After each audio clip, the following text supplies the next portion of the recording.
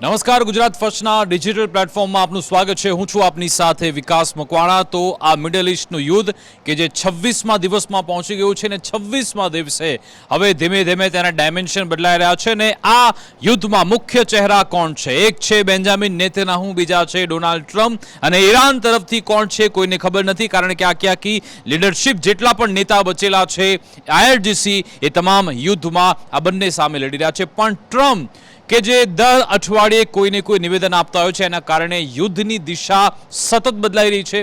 તમને યાદ છે કે હમણાં સોમવારે જ ડોનાલ્ડ ટ્રમ્પે 5 દિવસના સીઝફાયરની એટલે કે યુદ્ધ વિરામની જાહેરાત કરી હતી। 5 દિવસ ઈરાન પર કોઈ હુમલો નહીં થાય એવી વાત તેમના તરફથી કરવામાં આવી, પરંતુ એક રણનીતિ છે એવો દાવો થઈ રહ્યો છે, કારણ કે અમે બતાવીશું હમણાં કે એક વિધ્વંસક હુમલાની તૈયારી ઈરાન પર થઈ રહી છે। કેવી રીતે એ વિશે વાત કરીશું। ડોનાલ્ડ ટ્રમ્પ કે જે જ્યારે પ્રેસ કોન્ફરન્સ કરે છે કેવી રીતે વટાણા વેરી નાખે છે, એમણે પોતે કેવી રીતે ખુલાસો કર્યો કે ઈરાને તેમને કેટલું નુકસાન પહોંચાડ્યું છે એ વિશે જાણીશું।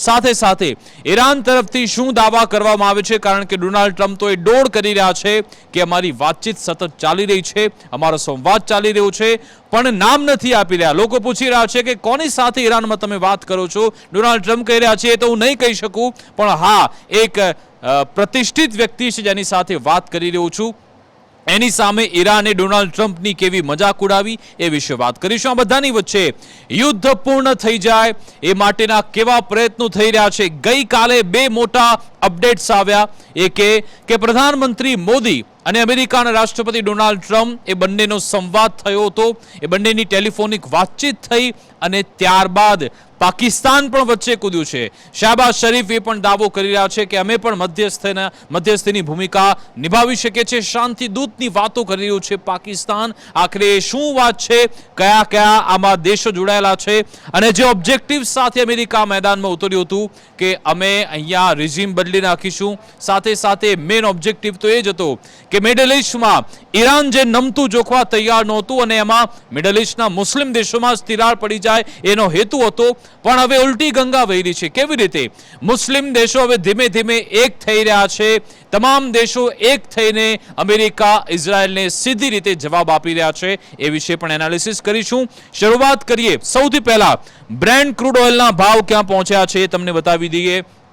$95 બ્રેન્ટ ક્રૂડ ઓઇલનો ભાવ પહોંચી ગયો છે અને સારી બાબત છે કે ભાવ સતત ઘટી રહ્યા છે અને સ્ટ્રેટ ઓફ હોર્મુઝ એમાંથી પણ ધીરે ધીરે જે અમેરિકા અને ઇઝરાયલ સાથે સંકળાયેલ દેશો એમને ત્યાં જહાજ નથી પહોંચી રહ્યા, પરંતુ બાકીના દેશો આરામથી તેલનો જથ્થો, ઓઇલનો જથ્થો, ગેસ બધું જ મેળવી રહ્યા છે અને હમણાં જે શાંતિ છે એ શાંતિના કારણે અત્યારે તો આ ક્રૂડ ઓઇલનો ભાવ $95 સુધી છે। પણ ઈરાને ધમકી આપી છે, ઈરાનનું કહેવું છે કે જો અમારા પર આગળ હુમલા થયા તો પછી આવા ભાવ તમે ક્યારે પણ જોઈ નહીં શકો, ભાવ ઓર ભડકે બળવાના છે। ખેર, પણ આ જે 95 સુધી ભાવ એટલા માટે પહોંચ્યો છે કારણ કે ડોનાલ્ડ ટ્રમ્પે વાત કરી હતી 5 દિવસનો અમે પોઝ લઈએ છીએ એટલા માટે। પણ હવે વિગત એવી છે કે શુક્રવાર સુધીની રાહ જોવામાં આવી રહી છે। કહેવામાં આવી રહ્યું છે કે શુક્રવારે જેવું બજાર બંધ થશે, શુક્રવારની રાત, શનિવાર અને રવિવાર 3 દિવસ તાબડતોબ એક એક્શન થવાનું છે અને ત્યાં સુધીમાં અમેરિકાએ જે USS બોક્સર અને USS ત્રિપોલી એના અંતર્ગત જે એમના સૈનિકો મોકલ્યા છે એ ઈરાન પહોંચી શકે છે। હવે શરૂઆત કરીએ ભારતથી। ભારતમાં ઘણી બધી અફવા ફેલાવવામાં આવી રહી છે કે પેટ્રોલ ડીઝલનો જથ્થો નથી, પેટ્રોલ ડીઝલ પર્યાપ્ત માત્રામાં નથી અને લોકો આનંદ ફાનંદમાં પેટ્રોલ પંપ પહોંચી જાય છે, પેટ્રોલ પુરાવા લાગે છે અને એટલા માટે જ ગુજરાતમાં આપણે જોયું કે અમદાવાદમાં જ એક જ દિવસમાં કરોડોનું પેટ્રોલ વેચાઈ ગયું પર્યાપ્ત જથ્થો હોવા છતાં। એટલે આજે ફરી એકવાર ઇન્ડિયન ઓઇલ કોર્પોરેશન લિમિટેડ તરફથી સ્પષ્ટતા કરવામાં આવી છે કે કોઈએ ગભરાવાની જરૂર નથી, there is no shortage of petrol diesel, IOC દ્વારા કહેવામાં આવ્યું છે। અને જે રૂમર્સ ફેલાવવામાં આવી રહ્યા છે ઓનલાઈન, એના કારણે કારણ વગરના આવા લોકોમાં ચિંતાનો માહોલ છે, લોકોએ અફવાથી દૂર રહેવું જોઈએ અને ફરી એકવાર અપીલ કરી છે કે તમે આવા પેનિક બાઇંગમાં ન આવો અને વેરીફાઈડ ઇન્ફોર્મેશન પર જ ધ્યાન આપો। ફરી એકવાર આજે આઈઓસી તરફથી કહેવામાં આવ્યું છે કે પેટ્રોલ ડીઝલનો જથ્થો પર્યાપ્ત છે અને જો કે ગુજરાતમાં સ્થિતિ હવે શાંતિ થઈ ગઈ છે, લોકો હવે પેનિકમાં નથી. 2 દિવસ થોડો ગભરાટનો માહોલ હતો, પણ હવે લોકો સમજી રહ્યા છે. એવી જ બીજી અફવા એલપીજીને લઈને પણ ચાલી રહી છે કે શું એલપીજીના બુકિંગમાં સમયગાળામાં ફેરફાર કરવામાં આવ્યો છે. હવે એને લઈને પણ આપણું જે ministry of petroleum and natural ગેસનો ઓફિશિયલ એકાઉન્ટ છે એમના તરફથી કહેવામાં આવ્યું છે there is no change in LPG refill booking norms. એટલે જે દાવો કરવામાં આવ્યો હતો કે ભાઈ બુકિંગના સમયગાળામાં વધારો થયો છે, શહેરી વિસ્તાર કે પછી ગ્રામ્ય વિસ્તાર કે 35 દિવસ બાદ નવું બુકિંગ મળશે, એને એ તમામ દાવા પણ ખોટા ઠેરવવામાં આવ્યા. કોઈએ ગભરાવાની જરૂર નથી. જે પણ એલપીજી ગેસ મેળવે છે 25 દિવસમાં શહેરી વિસ્તારમાં મળી જશે અને 45 દિવસમાં ગ્રામ્ય વિસ્તારમાં મળશે. એટલે નિયમ પહેલા જેવો જ છે, કોઈએ આમાં ગભરાવાની જરૂર નથી એવી સ્પષ્ટતા પેટ્રોલ ડીઝલ અને એલપીજી બંનેને લઈ કરી દેવામાં આવી છે અને સરકારે પણ સુનિશ્ચિત કર્યું છે કે પૂરતો જથ્થો છે, કોઈએ ગભરાવાની જરૂરિયાત નથી. આ વાત આપણે ભારતની કરી નાખીએ. હવે આવીએ ડોનાલ્ડ ટ્રમ્પ. આ ડોનાલ્ડ ટ્રમ્પ જ્યારે પણ પ્રેસ કોન્ફરન્સ કરે છે હંમેશા વટાણા વેરી નાખે છે. એમના તરફથી ખબર નથી પડતી કે આગળ શું નિવેદન આપવા, શું મેસેજિંગ કરવું, શું કહેવું. જ્યારે પણ એ વાતચીત કરે છે કે મારી ઈરાન સાથે વાત થઈ રહી છે, પત્રકારો જ્યારે સવાલ પૂછે કે કોની સાથે તમે વાત કરો છો, ડોનાલ્ડ ટ્રમ્પ કશું જ નથી કહેતા. અને હવે એમણે ઠીકરું ફોડ્યું છે એમની ટીમ પર. એમને પૂછવામાં આવ્યું કે ભાઈ આ નેગોશિએશન તમે કરી રહ્યા છો તો તમારા તરફથી ટીમમાં હશે, તો ડોનાલ્ડ ટ્રમ્પ કહી રહ્યા છે કે હા છે ને. જેડી વેન્સ ઉપરાષ્ટ્રપતિ વાત કરી રહ્યા છે, માર્કો ઇઝ ઇન્વોલ્વ, જારેદ કુશનર એ એમના જમાઈ છે એ છે, અને સ્ટીવ વિટકોફ કે જે એક અંગત મિત્ર છે ડોનાલ્ડ ટ્રમ્પના. એટલે કે ડોનાલ્ડ ટ્રમ્પ દાવો કરી રહ્યા છે કે આટલી એક ટીમ છે જે નેગોશિએશન કરી રહ્યા છે. એટલે કે અમેરિકાના ઉપરાષ્ટ્રપતિ જેડી વેન્સ, માર્કો રૂબિયો, વિટકોફ અને જારેદ કુશનર કે જે કહેવામાં આવે છે કે ટ્રમ્પ એડમિનિસ્ટ્રેશનના એડવાઇઝર છે અને ડોનાલ્ડ ટ્રમ્પના જમાઈ પણ છે, એ આખી ટીમમાં ઉપલબ્ધ છે અને કહી રહ્યા છે if I did not end the horrible Barack Hussein Obama Iran nuclear deal in my first administration, they would have had a nuclear weapon 3 or 4 years ago. એટલે કહી રહ્યા છે કે બરાક ઓબામાની એમણે મજાક ઉડાવી, એમણે બરાક હુસેન ઓબામા કહ્યું અને કહ્યું કે જો મારા ટેન્ડરમાં મેં એ ડોક્ટ્રિન જો ના મિટાવી હોત તો 3-4 વર્ષ પહેલા જ ઈરાન ન્યુક્લિયર વેપન બનાવી શક્યું હોત. સાથે સાથે આ સૌથી મહત્વની બાબત છે, તમને યાદ છે કે અબ્રાહમ લિંકન વિશ્વનું સૌથી શક્તિશાળી યુદ્ધપોત કે જે દુનિયા એનાથી ડરે છે, એ યુદ્ધપોત અરેબિયન સીમાં અમેરિકાએ ઈરાનને ડરાવવા માટે મોકલ્યું હતું અને આઈઆરજીસીએ કહ્યું હતું કે અમે મિસાઇલો ફેંકીને એ યુદ્ધપોતને પાછળ ઠેલવી દીધું છે. આ અબ્રાહમ લિંકન અત્યારે અરેબિયન સીમાં નથી. અને તમે જુઓ કે અમેરિકાનું જે સેન્ટર કોમ ડિપાર્ટમેન્ટ એ ટ્વીટ કરીને સોશિયલ મીડિયાથી એ લોકોની સોશિયલ મીડિયા ટીમ બધા પ્રોપેગેન્ડા ફેલાવીને એ થાકી ગઈ અને કહ્યું કે એ અબ્રાહમ લિંકનને કંઈ થયું નથી. પણ ડોનાલ્ડ ટ્રમ્પે કેવી રીતે વટાણે વેર્યા. ડોનાલ્ડ ટ્રમ્પ કહી રહ્યા છે કે હા અબ્રાહમ લિંકન પર એટેક થયો હતો અને કેટલી વાર એક સાથે 100 મિસાઇલ અબ્રાહમ લિંકન પર ફેંકવામાં આવી હતી, એવું ડોનાલ્ડ ટ્રમ્પ તરફથી કહેવામાં આવ્યું છે. અને કહી રહ્યા છે કે યુએઈ તરફથી તો એટેક થયો જ હતો, સાથે સાથે અબ્રાહમ લિંકન જેના પર એક સાથે 100 જેટલી મિસાઇલ ફેંકવામાં આવી. જો કે ડોનાલ્ડ ટ્રમ્પ પછી કહી રહ્યા છે કે અમે તમામ 100 મિસાઇલ પછી દરિયામાં અમે ત્યાં પાડી દીધી હતી, ઇન્ટરસેપ્ટ કરી હતી. તમે વિચારો કે જો 100 મિસાઇલ હશે, એક તો એમાં પડી જશે ને એટલા માટે જ આઈઆરજીસીના દાવાની કન્ફર્મેશન મળે છે. અને તમે જો યુએસ સેન્ટર કમાન્ડ એ બધી તસવીરો પણ ડિલીટ કરી દેવી પડે છે. એટલે અમેરિકાનું સેન્ટર કોમ કંઈક અલગ કહે છે અને ડોનાલ્ડ ટ્રમ્પ એટલે કોમ્યુનિકેશનનો કેવો અભાવ છે એવી વસ્તુ અહીંયા જોવા મળી રહી છે. હવે સાથે સાથે વાત કરીએ બીજી સૌથી મહત્વની બાબતે. આ ડોનાલ્ડ ટ્રમ્પ જ્યારે ઓપરેશન સિંદૂર ચાલી રહ્યું હતું, ભારત વિશે આનંદ ફાનંદમાં કંઈ પણ નિવેદન આપતા હતા કે ભારતના આટલા પ્લેન ઉડી ગયા, રાફેલ આટલા પડી ગયા, 5 ફાઇટર જેટ, રોજ અલગ અલગ આંકડો આપતા હતા. હવે એમણે પોતે જ કહી દીધું છે કે અમેરિકાના પ્લેન એરક્રાફ્ટ પણ આમાં તૂટ્યા છે. કેવી રીતે? એમણે કહ્યું કે કુવૈત અમારા ફ્રેન્ડલી ફાયરમાં કુવૈત તરફથી ભૂલથી મિસાઇલ એટેક થઈ ગયો એટલે અમારા 3 ફાઇટર જેટ પડી ગયા છે, એવી વાત ડોનાલ્ડ ટ્રમ્પ તરફથી કહેવામાં આવી. Trump confirm Kuwait accidentally shot down 3 US planes using American missile. એટલે કે કેવી હાસ્યાત અહીંયા વાત થઈ રહી છે, હસવા જેવી કે અમેરિકન મિસાઇલથી જ અમેરિકાના પ્લેન પડી ગયા ભૂલથી, એવી વાત ડોનાલ્ડ ટ્રમ્પ પ્રેસ કોન્ફરન્સમાં કરી રહ્યા છે. એટલે સ્વીકારતા નથી કે ઈરાનને જે એટેક કર્યો છે એના કારણે આ પ્લેન પડ્યા છે, લોકોનું મોત તો થયા છે, પ્લેન પણ ગયા છે. એટલે કહી રહ્યા છે કે અમારી મિસાઇલથી ભૂલથી કુવૈતે હુમલો કરી નાખ્યો અને એટલા માટે એ પ્લેન ક્રેશ થઈ ગયા છે. આવી વાત ડોનાલ્ડ ટ્રમ્પ તરફથી કરવામાં આવી. બીજી સૌથી મહત્વની બાબતે ડોનાલ્ડ ટ્રમ્પ એવી વાત કરી રહ્યા છે, તમે જો કે એક બાજુ એમણે વાત કરી કે આ યુદ્ધ અમે જીતી ચૂક્યા છીએ, સાથે સાથે એમણે વાતચીત એ પણ કરી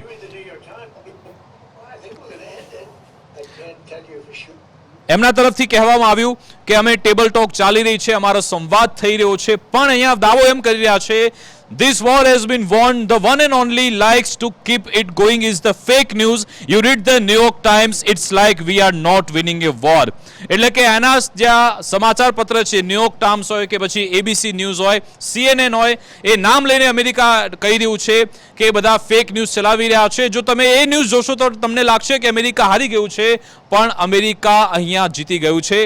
અને ગઈકાલે બીજો સંયોગ એ પણ સર્જાયો, જ્યારે ડોનાલ્ડ ટ્રમ્પ આ પ્રેસ કરી રહ્યા હતા, IRGCએ ઈરાને ઓપરેશન ટ્રુ પ્રોમિસ અંતર્ગત 80મી લહેર છોડી. 80મી લહેર એટલે કે વધુ એક મિસાઇલોનો જથ્થો અમેરિકાના બેઝ પર અને ઈરાન પર મોકલ્યો છે. એક બાજુ ડોનાલ્ડ ટ્રમ્પ કહી રહ્યા છે કે અમે યુદ્ધ જીતી ગયા, પણ એ યુદ્ધ જીતી ગયાના દાવાની સાથે પણ સતત અમેરિકા પર હુમલો તો થઈ જ રહ્યો છે.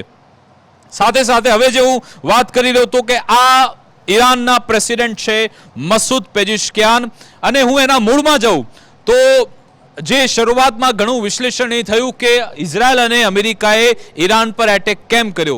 એ હુમલા પાછળનું કારણ એક જ એ છે કે ઈરાન ઝૂક્યું નથી. અહીંયા તમામ એ સુન્ની દેશો છે જે ઇઝરાયલ અને અમેરિકા સામે ઝૂકી ગયા, મિડલ ઇસ્ટમાં પણ ઈરાન ન ઝૂક્યું, અને આ લોકોનો પ્રયત્ન હતો કે ઈરાનને આપણે ઝુકાવી દઈએ, પણ એ ઈરાનને ઝુકાવવાની અહીંયા એ પરિસ્થિતિમાં તમામ મિડલ ઇસ્ટના દેશો હવે એક થઈ ગયા છે. જી હા, મુસ્લિમ દેશો હવે એક થઈ રહ્યા છે. પછી શિયા સુન્ની ભૂલી ગયા છે. એમાં એમણે નામ કોનું લખ્યું? Pakistan, Turkey, Iraq, Lebanon, Egypt, Arab countries loudly expressing their disgust for America, Israel and their crimes. અને બીજી સૌથી મહત્વની બાબત એમના તરફથી કહેવામાં આવી, the hearts of the free people of the world are not with Zionists. Stability in the region is possible only through cooperation and respect for the will of the nation. એટલે કે આ વાત એમના તરફથી કહેવામાં આવી કે મુસ્લિમ બ્રધરહુડ ચાલતું રહેશે, એ માટેના પ્રયત્નો થઈ રહ્યા છે. આ વાત એમના તરફથી કહેવામાં આવી. સાથે સાથે હવે ટર્નિંગ પોઈન્ટ ગઈકાલે એ આવ્યો, જે પાકિસ્તાન દાવો કરતું હતું કે અમે મધ્યસ્થી કરવા તૈયાર છે, પાકિસ્તાન એનું એ સ્ટેજ બની શકે છે. એની વચ્ચે ગઈકાલે પ્રેસિડેન્ટ ટ્રમ્પ, ડોનાલ્ડ ટ્રમ્પે પ્રધાનમંત્રી નરેન્દ્રભાઈ મોદીને ફોન કર્યો હતો, અને પછી એમાં જે વાતચીત થઈ એમાં કહેવામાં આવ્યું કે ભાઈ ઇન્ડિયા સપોર્ટ કરે છે ડી-એસ્કેલેશન અને રિસ્ટોરેશન ઓફ પીસ અને ensuring that Strait of Hormuz remains open, એવી વાત કરવામાં આવી. પરંતુ આ ટ્વીટના, આ ટેલિફોનિક વાતચીતના ઘણા બધા સંકેત એ છે કે શું એ યુદ્ધનો અંત લાવવા માટે જે એક આખી બોડી રચાઈ રહી છે, શું ભારતની પણ એમાં મહત્વની ભૂમિકા રહેવાની છે? શું ભારતને વચ્ચે રાખવા માટે જે ડોનાલ્ડ ટ્રમ્પે ફોન કર્યો છે, એ અહીંયા એ વિશે ઘણી બધી ચર્ચા થઈ રહી છે. કારણ કે ભારતના સંબંધ ઈરાન સાથે પણ સારા છે. આપણે તો સિવિલાઇઝેશન સંબંધો છે ઈરાન સાથે, અને ઇઝરાયલ તો આપણું મિત્ર છે જ. બંને સાથે સારા સંબંધ હોવાને કારણે વચ્ચે આમાં ભારત રહે એ માટેના પ્રયત્નો અમેરિકા કરી રહ્યું છે, તે અહીંયા વાત થઈ રહી છે. અને હવે આ જુઓ, શહેબાઝ શરીફ છે પાકિસ્તાનના પ્રધાનમંત્રી, એમણે તો જાહેરાત કરી નાખી કે પાકિસ્તાનની ધરતી પર જ મીટિંગ થશે, શાંતિ દૂતની વાત કરી રહ્યું છે. આ એ પાકિસ્તાન કે જેણે અનેક એવા આતંકવાદીઓને ત્યાં પનાહ આપી, એનું પાલન કર્યું, પોષણ કર્યું. સાથે સાથે હવે એ કહી રહ્યું છે કે Pakistan welcomes and fully supports ongoing efforts to pursue dialogue to end the war in Middle East. Middle East માં યુદ્ધનો અંત લાવવા પાકિસ્તાન તૈયાર છે, in the interest of peace and stability region and beyond, subject to concurred by the US and Iran. Pakistan stand ready to honor the be host of the to facilitate meaningful and conclusive talks for a comprehensive settlement of the ongoing conflict. એટલે કે Pakistan host કરવા તૈયાર છે. જો meeting કરવાની થાય તો Pakistan host કરશે, તમે અહીંયા આવો, વાતચીત કરો અને આપણે આ યુદ્ધનો અંત લાવીશું, એવું શહેબાઝ શરીફ કહી રહ્યા છે. એમના તરફથી આ વાત કરવામાં આવી. જો કે દાવો એ પણ થતો હતો કે ઇજિપ્ત અને કતાર એ તમામ લોકો પણ આ ચેનલમાં છે, પણ કતારે સ્પષ્ટપણે કતારનું જે મિનિસ્ટ્રી ઓફ ફોરેન અફેર્સનું એકાઉન્ટ છે એમના તરફથી સ્પષ્ટપણે કહેવામાં આવ્યું કે અમે આવા એન્ગેજમેન્ટમાં કે પછી મીડિયેશનમાં ક્યાંય નથી. એડવાઇઝર ટુ પ્રાઇમ મિનિસ્ટર એમના તરફથી આ કહેવામાં આવ્યું છે Qatar not engage in US Iran mediation back diplomatic efforts to end war. એમના તરફથી કન્ફર્મ કરવામાં આવ્યું કે કતાર અત્યારે દૂર દૂર સુધી મીડિયેશનમાં ક્યાંય નથી. એટલે કે એક વાત તો નક્કી છે, કારણ કે અર્દોગાન એમના તરફથી પણ નેતન્યાહુને લઈ કડક શબ્દો કહેવામાં આવ્યા. કતારે ના પાડી દીધી છે. પાકિસ્તાન ચોક્કસથી હવા ત્યાં મારી રહ્યું છે, પણ શું આમાં ભારત મહત્વની ભૂમિકા ભજવશે કે કેમ એના પર નજર છે. હવે વાત કરીએ શહેબાઝ શરીફ કે જેમણે પછી સાઉદી અરેબિયાને પણ એપ્રોચ કરી દીધો. એ વધુ એક ટ્વીટ શહેબાઝ શરીફ તરફથી કરવામાં આવ્યું. Spoke with my dear brother is royal highness crown prince Mohammed bin Salman. એટલે કે મહામહિમ મોહમ્મદ બિન સલમાન સાથે મેં વાત કરી અને કહી રહ્યા છે I Pakistan strong condemnation of the recent attacks on the kingdom and reform Pakistan's unwavering solidarity and unequivocal support for Saudi Arabia in this challenging time. સાથે I also briefed His Royal Highness on Pakistan diplomatic outreach efforts for regional peace and stability. We agreed to remain in close coordination. આ સૌથી મહત્વની બાબત પાકિસ્તાન તરફથી કહેવામાં આવી. Unity in the ranks of the ummah, એટલે કે મુસ્લિમ બ્રધરહુડની ફરી એકવાર પાકિસ્તાને વાત કર્યું. એટલા માટે જ એને કહી રહ્યો છું કે તમામ મુસ્લિમ રાષ્ટ્રો એક થઈ રહ્યા છે અને એક સાથે આવવાની વાત પણ થઈ રહી છે. જો કે પાકિસ્તાન સંવાદની વાત કરતું હોય, ડોનાલ્ડ ટ્રમ્પ સંવાદની વાત કરતું હોય, ઈરાન શું કહી રહ્યું છે? ઈરાનના જે ફોરેન મિનિસ્ટ્રીના સ્પોક પર્સન છે કહી રહ્યા છે we have made it clear yesterday there is no talks or negotiations between Iran and the United States. એટલે આ જ અહીંયા પેચ અહીંયા ફસાયેલો છે કે શું ખરા અર્થમાં વાતચીત થઈ રહી છે? ખરા, કારણ કે ડોનાલ્ડ ટ્રમ્પ કહી રહ્યા છે સંવાદ થઈ રહ્યો છે, ઈરાન કહી રહ્યું છે ના. આજે ફરી એકવાર ઓફિશિયલ કહેવામાં આવ્યું. અને સાથે હવે તમે જુઓ આ જે છે એમ્બેસી છે ઈરાનની કાબુલમાં આવેલી, એમના તરફથી આ IRGCના વડાનો એ વિડીયો રિલીઝ કરવામાં આવ્યો છે. વડા નહીં પરંતુ સ્પોક્સ પર્સન છે એની IRGCના, એમના તરફથી ડોનાલ્ડ ટ્રમ્પ પર એ તંજ કસવામાં આવ્યો કે તમે તમારી હારને ડીલના સ્વરૂપમાં ન જો. સાથે કહેવામાં આવ્યું છે do not call your defeat an agreement. There will be no news of your investment in the region, nor will you see the previous price for energy and oil. ટ્રમ્પને ધમકી આપી રહ્યા છે કે આ તો કોઈ સમાધાનની વાત છે જ નહીં. અમને જ્યાં સુધી વળતર નહીં મળે, અમારા ઓબ્જેક્ટિવ પૂરા નહીં થાય ત્યાં સુધી તમને જૂના જે ઓઇલના ભાવ છે એ જોવા નથી મળવાનો. ઉપરથી આવું રોકડું અમેરિકાને પરખાવવામાં આવ્યું છે. સાથે બીજી મહત્વની બાબતે IRGC આ તમે જો કે આપણે બતાવ્યું હતું કે પાકિસ્તાન જે શાંતિની વાતો કરી રહ્યું છે, પાકિસ્તાન કર્યું છે અમે મધ્યસ્થી કરાવીશું, અમે યુદ્ધ રોકાવીશું, પણ પાકિસ્તાનના પોતાના જહાજ એ ત્યાંથી પરત નથી લાવી શકતું. જી હા, પાકિસ્તાનના જહાજ ત્યાંથી પરત મોકલાઈ રહ્યા છે સ્ટ્રેટ ઓફ હોર્મુઝથી. એની પુષ્ટિ પોતે ઈરાનમાં આવેલી જે અફઘાનિસ્તાનમાં આવેલી ઈરાનની એમ્બેસી છે એમના તરફથી કહેવામાં આવ્યું. IRGC Navy returned ship in the Strait of Hormuz. The container ship Salon was turned back by the IRGC Navy due to failure to comply with the legal protocols and lack of permission to pass through the Hormuz Strait. The passage of any vessel through this waterway require full coordination with the Maritime Authority of Islamic Republic of Iran. એટલે કે આ પાકિસ્તાનનું જે જહાજ છે તમે જો સેલન, જે straight of હોર્મુઝમાંથી નીકળવાનું હતું પણ એણે ઈરાને ત્યાંથી પરત મોકલ્યું છે કે ભાઈ પરત જાઓ, તમારે અહીંયાથી તમારું જહાજ પસાર નહીં થાય. એટલે બે વાસ્તવિક તમે જો પાકિસ્તાનની હાલત દેખાઈ જાય છે. એક બાજુ શાંતિની વાતો કરે છે કે અમે યુદ્ધ રોકાવી દઈશું, પણ એ પોતાનું જહાજ ત્યાંથી નીકાળી શકતા નથી ને યુદ્ધ રોકાવાની વાત કરી રહ્યા છે. એનું કન્ફર્મેશન ઈરાને પોતે કર્યું. સાથે હવે તેલ અવીવ પર કેવા એટેક થઈ રહ્યા છે એના ઘણા બધા વિડીયો પણ સામે આવ્યા. ગઈકાલે જે એટેક થયો હતો એનો વિડીયો છે, તમે જુઓ કે આ ઘણી બધી ગાડી અહીંયા ત્યાં છે અને એક સાથે અચાનક મિસાઇલ આવે છે અને આખો વિસ્તાર ધુઆં થઈ જાય છે. આ રીતના એટેક તેલ અવીવ પર સતત ઈરાન કરી રહ્યું છે. એનો આ વિડીયો આવ્યો છે. Iran missile hit Tel Aviv with the blast wave flipping a car earlier today. સાથે આ તમે જો બીજા ડ્રોન ફૂટેજ જો કેવી હાલત કરી નાખી છે અહીંયા. આ ડ્રોન ફૂટેજ છે કે જ્યાં ઇઝરાયલમાં અલગ અલગ વિસ્તારોમાં ઈરાનની મિસાઇલ પહોંચે છે અને બેલિસ્ટિક મિસાઇલ પહોંચી રહી છે અને કેવી ખાના ખરાબી આ વિસ્તારમાં થઈ રહી છે. અને અહીંયા એટલા માટે પણ અહીંયા એટલું નુકસાન થાય છે કારણ કે ઇઝરાયલે એના તમામ જે મિલિટરી એના ઇક્વિપમેન્ટ છે કે પછી એના જેટલા પણ બિલ્ડિંગ એ શહેરી વિસ્તારોની વચ્ચે જ્યાં લોકો રહે છે ત્યાં બનાવે છે, એટલા માટે જ ત્યાં શહેરોને પણ નુકસાન થાય છે. માનવીય લોકો જ્યાં રહે છે ત્યાં પણ જે વસાહતો છે ત્યાં નુકસાન થાય છે. અલ જઝીરા તરફથી એ પોસ્ટ કરવામાં આવી હતી આ ડ્રોન ફૂટેજ હતા.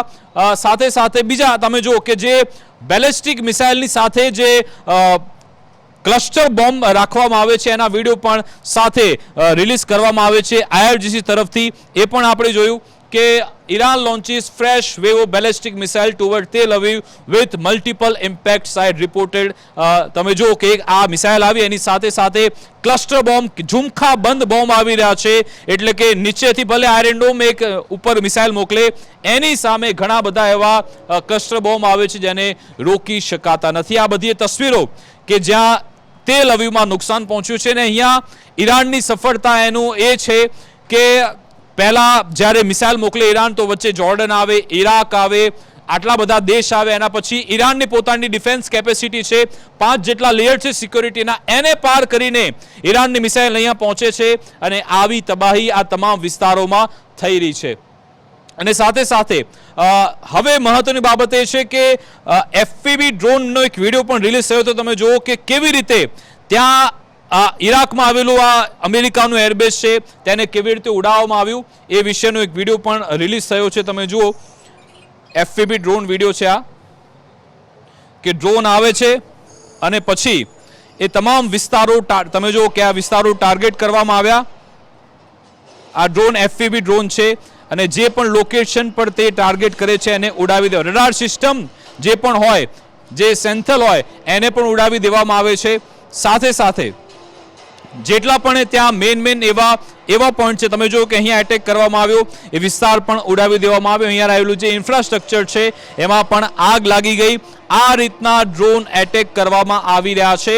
સાથે સાથે હવે તમે છેલ્લે જોજો એક હેલિકોપ્ટર પણ ઉડાવી દેવામાં આવ્યું. તમે જો કે આઈડેન્ટિફાઈ કરવામાં આવ્યું છે કે ક્યાં કયા એવા મહત્વના ઇન્ફ્રાસ્ટ્રક્ચર છે જ્યાં એટેક કરવો જોઈએ એ વિસ્તાર આઈડેન્ટિફાય થાય છે અને પછી ત્યાં એટેક કરવામાં આવતો હોય છે. પણ આ મહત્વની બાબત એ છે કે આ ઇરાનિયન બેક ગ્રુપ છે, એટલે કે ઈરાનને સપોર્ટ કરનારા જે ગ્રુપ છે એ એટેક કરી રહ્યા છે એ અહીંયા કહેવામાં આવ્યું. આજે સાથે કુવૈત પર પણ એટેક સતત થઈ રહ્યા છે. Drones target fuel tank at Kuwait airport જે કન્ફર્મ કરવામાં આવ્યું, એટલે આજે વધુ એક ફ્યુલ ટેન્ક પર હુમલો કરવામાં આવ્યો હતો એ કન્ફર્મેશન આવ્યું છે.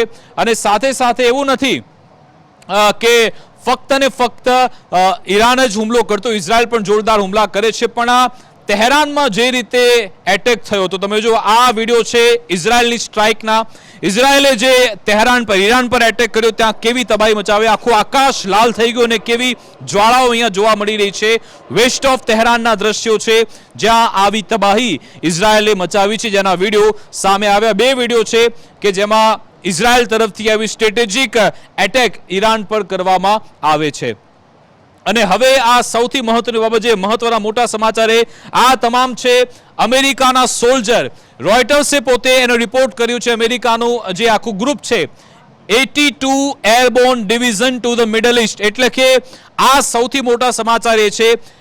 એરબોર્ન એટલે કે સીધા ઉપરથી ઈરાનની ધરતી પર ત્યાં સૈનિકો ઉતારવામાં આવે એ માટેનું ઓપરેશન અમેરિકા અત્યારે કરી રહ્યું છે. આ તમામ જવાનોનો વિડીયો કે જે સીધા ઈરાનની ધરતી પર ઉતરશે એ માટેની તૈયારી કરી દેવામાં આવી છે. એટલે કે આ તમામ તૈયારી ડોનાલ્ડ ટ્રમ્પ એટલા માટે જ એમણે 5 દિવસનો સમય લીધો.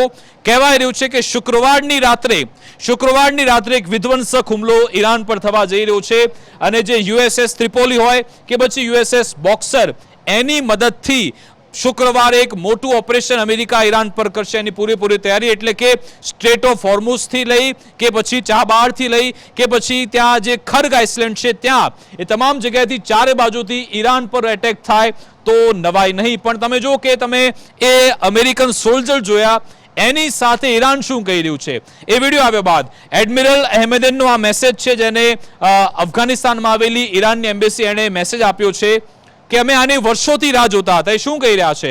the representative of the leader of the revolution in the defense council to American soldier ને એક જ વાત એમણે કહી, કમ ક્લોઝર, આવો નજીક આવો, અમે લોકો તો રાહ જોઈને બેઠા છીએ વર્ષોથી કે તમે આવો, અમે તૈયારી કરીને બેઠા છીએ, જોઈએ કે કોનામાં કેટલો દમ છે. અને જો જમીની સ્તરે આ યુદ્ધ શરૂ થયું તો પછી એવું લાગી રહ્યું છે કે ઘણા સમય સુધી આ યુદ્ધ ચાલશે, મહિનાઓ નહીં પરંતુ વર્ષો સુધી યુદ્ધ ચાલી શકે જો જમીની સ્તરે યુદ્ધની લડાઈ થાય તો.